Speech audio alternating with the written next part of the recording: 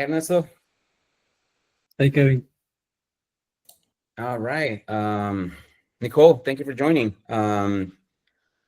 We want to get started to be respectful of your time. So good morning. Welcome to our Compliance Unlocked series, session 1, Google Vault, getting started with data governance and eDiscovery.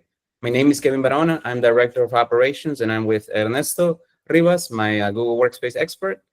Today, we're going to be focusing on our Google Vault demo session. And before we jump into the session itself, I'll be sharing some interesting facts. Let me just pull up my screen real quick.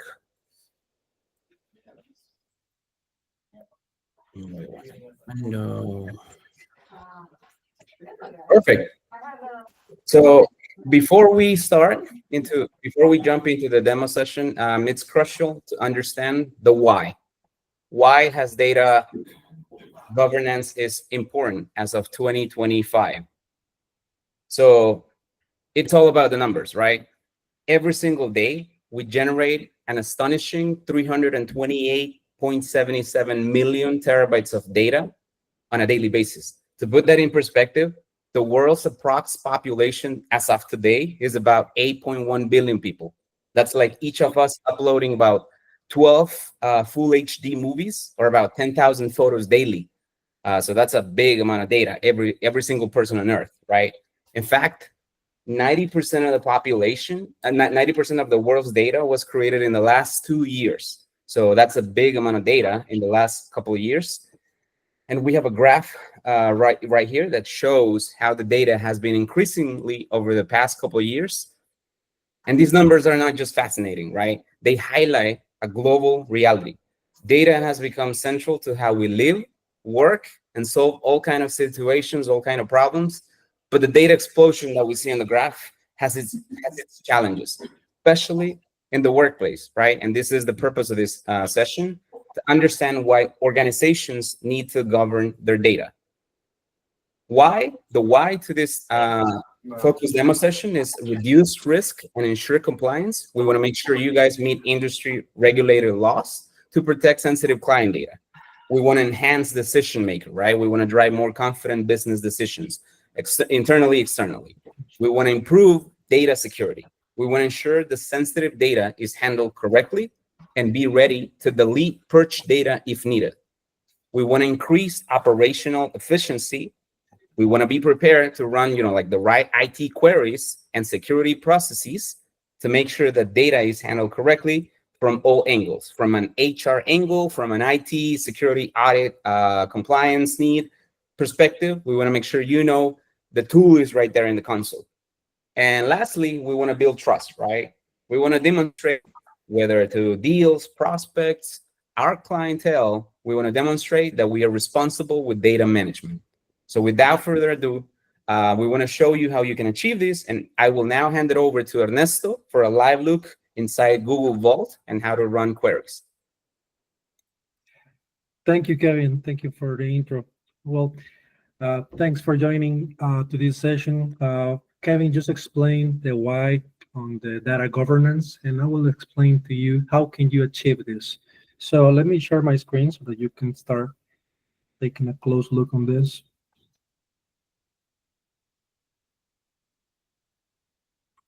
All right, so what we have here is in a scenario, I created a few users that will be used to perform audits, search, holds, and retention rules. So these are the 3 users, and we apply this to a specific organizational unit inside of the account so that it doesn't affect other employees that we have in this test environment. You can apply this for specific users, organizational units, or to the whole organization if you really need to. So the first use case is going to be an unexpected HR investigation. So this topic is going to focus on setting up automatic data management. In this case, I will demonstrate how you can create and manage retention rules that automatically will retain and delete data specifically. Sorry, it's going to be to search information based on queries that we will perform into the users that have been reported to this human resource team. So basically, the human resource manager will receive this complaint, and they will be discreetly investigate the communications between the users, either in Gmail or in chat, without alerting anyone or to send any evidence of they have been auditing the accounts. So for this, let me show you the Vault interface. So once you have your admin console in here, you will see this option here that says the app launcher. You will need to look for Vault. This is going to redirect you to this option here that gives you the three main specific features for Vault, which is retention, matters, which is a folder that contains searches, holds, and the exports, which is a report that you can download that you can review the information. So for the first scenario, we will do a search for this complaint that has been received. So for this, we go to matters. I already have one created, so this is the one. To create one is pretty simple. You just need to put the matter, the name of the matter, and it's going to create something like this. So this is going to be something that we need to look for: messages exchange and chat exchange between two user accounts about spreading gossips from one specific users. So I already have a query that I saved. So if you see, we have one for Gmail and another one for chat. So let's start with the Gmail one, and I will explain how this works. So if you can take a look in here, I apply this for this service. However, you have other services that you can apply this to. And as I mentioned, we can do this for specific accounts, all accounts, or organizational units. For the webinar, we created one organizational unit called Vault Webinar, which is containing the users that I mentioned previously. Then this is optional. We could specify a range of time where we like to perform these searches. And this is something that is optional. However, it is always recommended to do something like this, because this request has a specific things that the user needs to review in order to fill the data. Yes, we So do.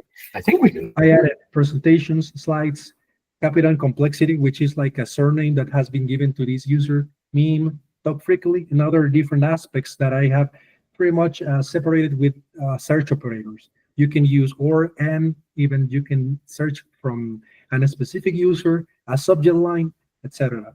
So after we do the search, I will be able to see all of the messages that match this criteria. So from here, I could open this interface and I will see the actual details for the message. So I could audit this information. If I read this in here, this is not going to be marked as unread into the user's inbox. And even if users delete the messages, you will see that the user actually deleted the message. So this is going to be notifying you that the user opened the message, traced the message, or any other actions that have been taken, even if it's been placed in draft. You will be able to take a look on this. So you will see all of these in here. You could print it out from here. Basically, a way for you to just send this into a file if you really want to follow up on this investigation. Or you could even show the original, which is basically the message header. So this is how it looks. It's kind of complex. So it looks like this. This message header is just basically a way for us to trace the message. This is a way for us to verify that we have received the message, who received it, and what's the actual route of this final email. So after this, I can also count the number of occurrences that match this criteria. So if you can see, it says 17 counts and 2 users match with this, and I already have these again in here. Basically, I can export this, and it's going to show you the results based on the counts that it's matching this criteria. And after all of this, I have the options for whole and experts that will pretty much review into another scenario. So this is what you can start doing from here. You can count it, you can edit the queries. If the query doesn't pull up any results, you can simply just click here, edit, and add any specific values that you would like to look for. So this is going to be for the first scenario for Gmail. Now let's go move over to the next part of this, which is going to be a matter vet for chat, which is pretty similar, but it's going to be a chat search. So has the same parameters as before. I specify an organizational unit. I could do it for spaces or for the specific accounts if I really want to. And I use the same terms operations. So if you can see, I maintain the same operational terms for the search. And when I do this, it pretty much pull up the results of the chat interaction that the users had that match these criteria. And from here, I can start reading the interactions. I can review what has been said. I can print it out, and I can just pretty much follow up on an investigation and take the necessary actions to uh, follow up with the user, basically. So this is going to be for the first scenario, which is going to be the human resource for search information. So for the next one, the second topic is going to be how can you implement proactive data governance? So basically, we will be focusing on setting up an automatic data management policies that is going to demonstrate how you can manage a retention rule that automatically retains or delete data on a specific periods of time. This is especially important if you want to be compliant with company policies and industry regulations such as GDPR or HIPAA compliance, where you could be required to perform such as these automatic tests. So we go back to the home. I'll leave this here. And we covered the matters. So let's go to retentions. There are two different types of retentions. There are the system retention ones, which are the ones that you could use simply reactivate for services. And we have the ones that I created. So we have two that have a specific policies of deleting data after a certain period of time.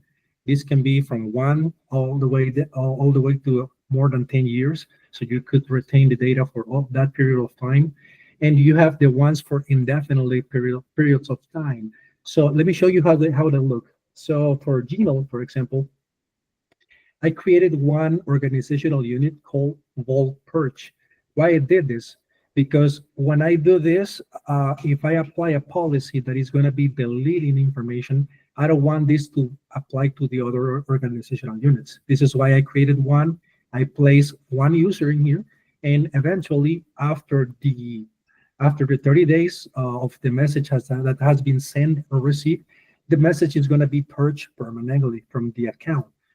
So just to give you an example, I will show you the notifications that you will get when you assign a specific period of time. So it's going to tell you that before you continue, you need to understand that if you have a hold in place, which we will cover later, this policy will not override it. This means that holds will still maintain data despite you have a retention policy that deletes it.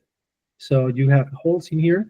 Then the second one will be this rule is going to purge messages that users might want to keep. So for example, if you don't notify your organization that you will be doing this, emails should eventually disappear and user will be wondering where the data is. Even if that happens, there are several ways that you could recover data for a short period of time. Gmail has its own policy, and also from the admin console, you can recover Gmail data and other sort of data from the user for specific periods of time. So we will accept this. And pretty much what I did is I just created this rule. It's going to apply a policy of 45 retention. And after that, all of the messages will be purged. This is for Gmail. The same can be applied to Google Drive. It's pretty similar. I created an organizational unit, and I also included the shared drives. If I have some of them, I can also include them in here. And the same regulations, if I put like a different time period, 45 days, basically it's going to purge data, either all of the items the users have shared permanently, or all of the users that all of the files that the user have deleted. So if you have some users that have deleted some data is still there for a few days. So you could make sure that you can delete those files as well using this option. Those are the ones that control how the data is going to be removed. Now the ones to keep the data, this is, for example, in cases where you would like to maintain an historical view of your chats or calendar events, you could do it in a pretty similar manner. So basically, we will use the one for chat as an example. So instead of using the option for data for retention period, I put indefinitely. This means that no matter what happens, no matter if users are deleting messages or whatsoever, you will still be able to see those messages into the console. You will be able to pull up the data and export it for your needs. So that covers the second case. Basically, this is a set and forget rule that guarantees compliance and pretty much simplifies the data cycle management of your organizations.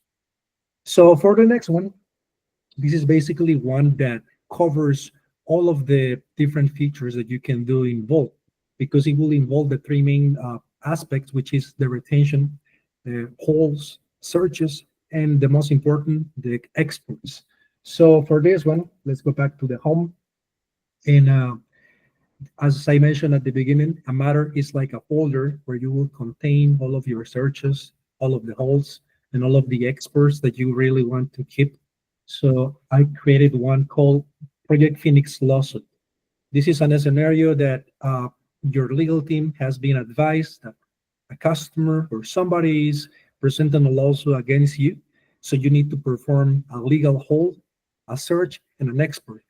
The main difference between this and the first scenario is that on the first scenario, I just searched for the information. I didn't place any holds because I just really needed to check on the information that the users were sharing. But in this, since this is something that is going to be presented into a courtroom, I need to preserve the data. So this is why before we do anything else, we need to go and create a hold. I created two, one for Google Drive and one for, in this case, Gmail. It's pretty simple. It's just going to give you it's going to ask you to give the name of the hold and the service that you would like to apply this to. And then again, asking you if you want to do this for specific accounts or per organizational units. And then you define let's do it for all. I'm not going to save it, but I'm just going to continue. And then if you see here, it's going to give you the options for the conditions that you can specify amount of time and specific terms, parameters that I previously explained that you can use here to pretty much search for information. So I'm not going to save this. I'm just going to keep the ones that I have already in place. So this is the first part to create a hold. After this, it is safe for us to perform a search. Again, I already saved some queries in here. There is one for Gmail that we will pull up. And this has been placed into another organizational unit called Vault Webinar. And I use kind of different search operators, which is in this case the inclusion of if a message is sent from user A or user B or user C and also has the keyword Project Phoenix, then I want to see that. So if I click on search, it's going to give me the results that I'm looking for. So I could open this in here. And if you see, at the moment, I don't have access because it's just redirecting me to a file that is owned by a user. But I will show you how you can see this even though you don't have access to the actual file. So you can audit the messages from here, pretty much similar to the first scenario, but we will do an extra here.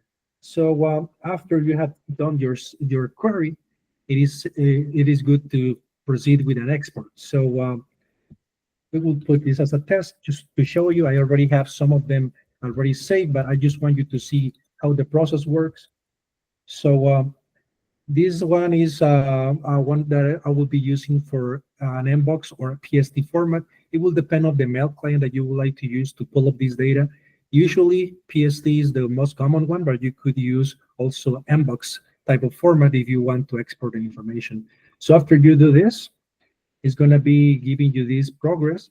And if you check on your exports, you will see that the one that I created is loading. It's going to take a few minutes, maybe 1 or 2 minutes, depending on the data. Since this is like a user that doesn't have a lot of details, it's going to be quick. But it could take a while if you have an account that has a lot of data, or if you have included a lot of information inside of your search operators. So let's see how can we view the files that we were not able to see before. So basically here, Just give me one moment.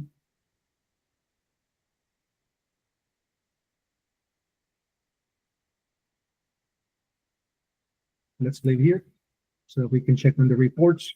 So in this part, we are just recapping all of the details that we have of an account. So basically, we have the domain hosts that I have in place or user hosts that I have in place.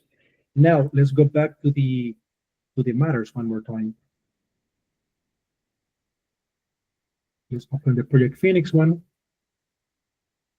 Let's go for the one for Google Drive. So now we're going to be auditing the files that the user has shared into the chain of emails. So it's pretty similar to the other scenarios. It's going to ask you for a few aspects of the accounts. Specifically, I want to find the one that says Project Phoenix. That's the name of the file. And basically, I didn't have access in the past. Now I can see this in here. I could print it out. I could download this information. I could use it in PDF or export into other type of different versions that I really needed. In this case, for an investigation or to present in a courtroom if I am required to present information about the account.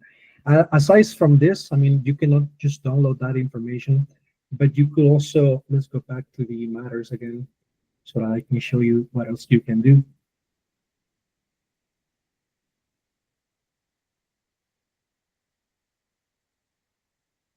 Okay, so after you have done this search, you count it and you export it, the export is ended, you see the options here that to download. So it will depend on the data that you are exporting of the options that you will see as the download options. So for example, for files, I can pretty much check the metadata for the file.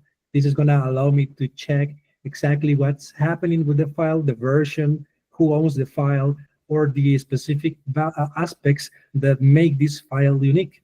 It is not like a file that has been duplicated. It just exists once. So I can obtain this with this, or I can actually export the file and review it later. I already have some of the exports in here. So for example, if I could export whoever has access to the file or has been shared the access to the file, is going to give you the user that has the access and the ID of the file. This ID is a unique string that you have in all of your files. So for example, if you open a Google Doc, for example, if you open something like this, the ID should be this part here. So this is a unique ID. So if you have 3 or more files called the exact same name, Project Phoenix notes, each one of them will have different IDs. So you will make sure that the ones that you are reviewing are unique and they're not repeated anywhere else. So that's pretty much all of for the cases. Now for the closing statements, let's go here.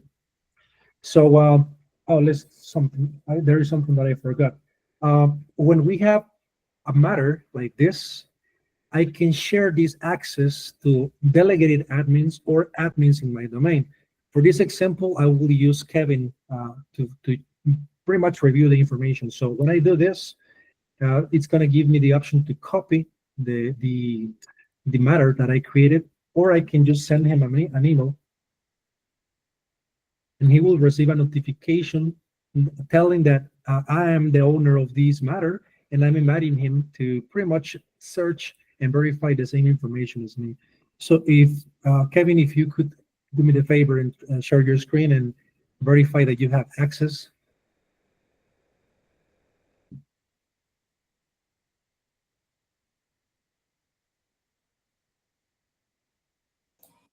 Totally. Let me share this. The email is taking a minute.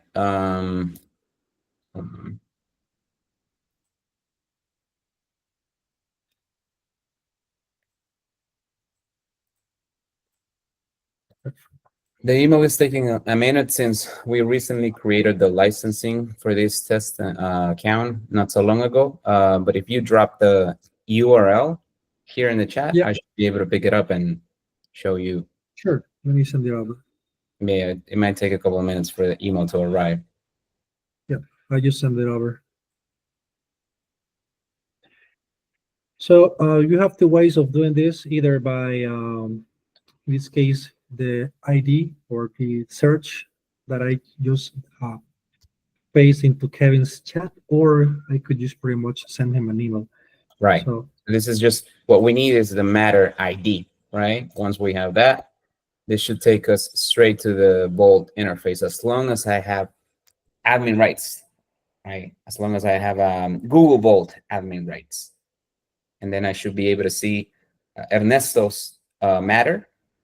And then it's going to have saved queries, which I didn't create. So for the sake of this example, let's say Ernesto is my HR manager, and I'm in charge of, like facilitating the investigation. He's going to give me, hey, I created this matter for you. Here it is. Look it up and perform the investigation. And then here is where I can, like search for specific content I'm looking for. Like for instance, Gmail is the product I'm looking at. And then I want to search here.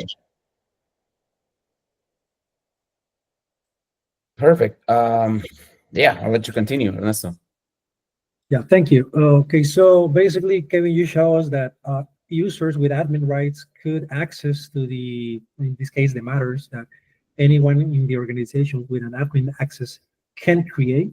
So as a final recap, pretty much what we will say is that holes override any retention rule purge actions. This means that if you have a policy that retains your data and purge the data after a while, if you have a hold in place, like the ones that we created inside of the matters, that is going to be overridden. So you will not be losing the information. Additionally, Google Vault is an e-discovery tool. It's for data governance. It's not a backup service.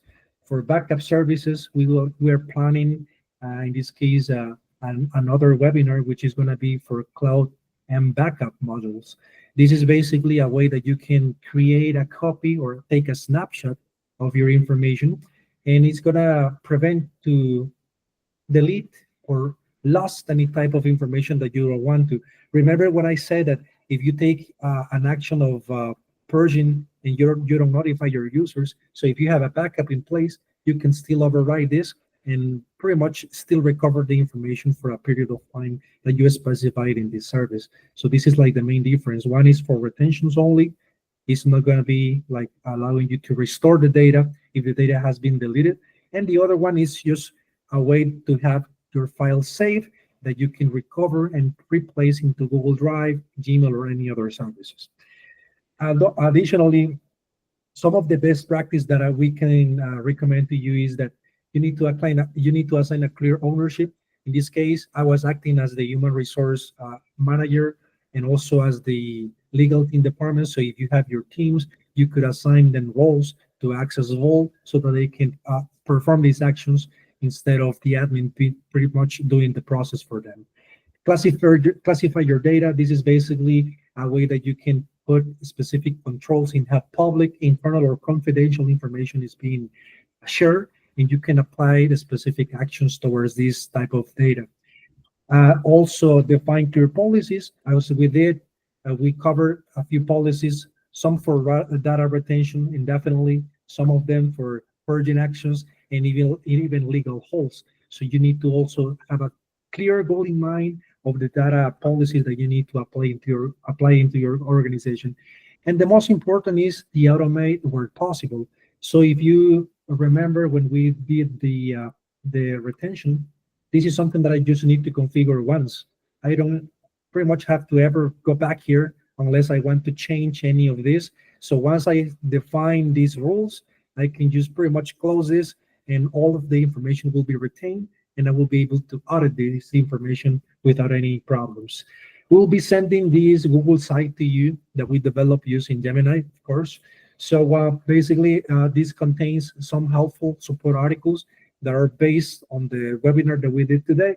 It covers the main key topics of the webinar, which is operators, how to create matters, and other type of contents. When you click, it's going to take you to the site that you can review the information for you to pretty much get more information about a specific service of your interest. So that will be all for my part. Go back to Kevin. Awesome. Thank you, Ernesto.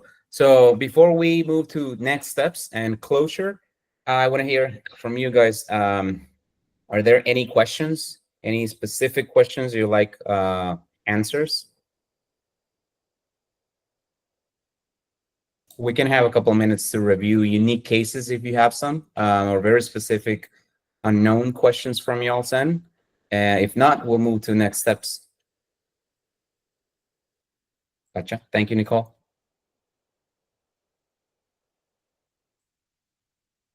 Awesome. So if there are no questions, next steps, like Ernesto said, we're going to follow up with you with an email with this recording and next steps. If you don't have Vault, we're going to follow up with you to give you access to a trial where applicable, so you can play with it and start, creating your rules, your matters and holds.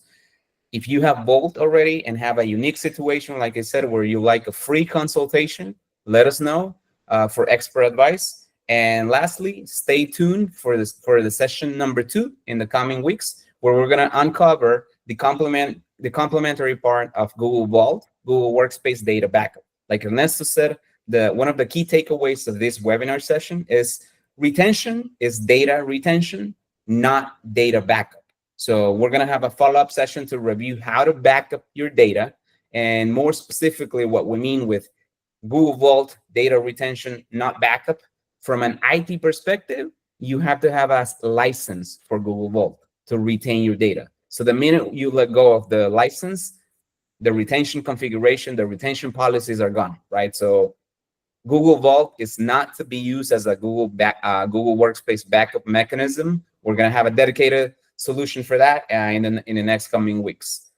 Guys, thank you for joining us. We're going to follow up with you with an email containing the recording, and then let us know if you have any questions. Thanks again. Thank you. Have a good day.